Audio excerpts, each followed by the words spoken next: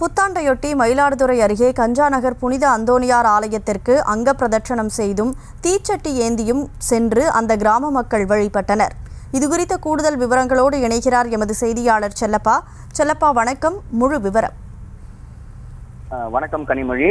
மயிலாடுதுறை மாவட்டம் தரங்கம்பாடி தாலுகா மேலையூர் அடுத்த கஞ்சனாரம் கிராமத்தில் 250 ஆண்டுகள் பழமை வாய்ந்த அந்தோணியார் ஆலயம் அமைந்துள்ளது.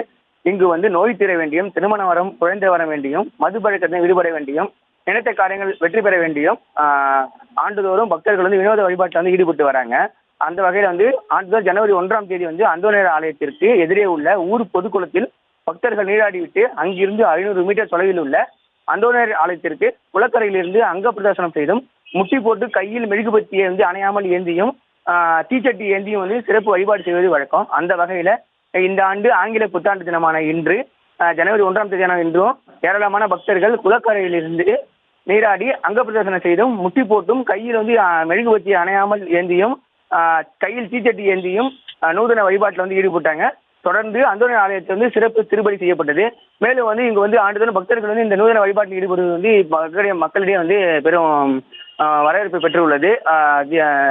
கனிமொழி,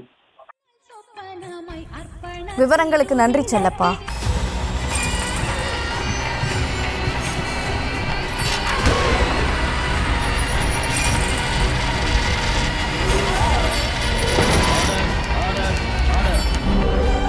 நிகழ்தகவு குற்றங்களின் மறுபரிமாணம்.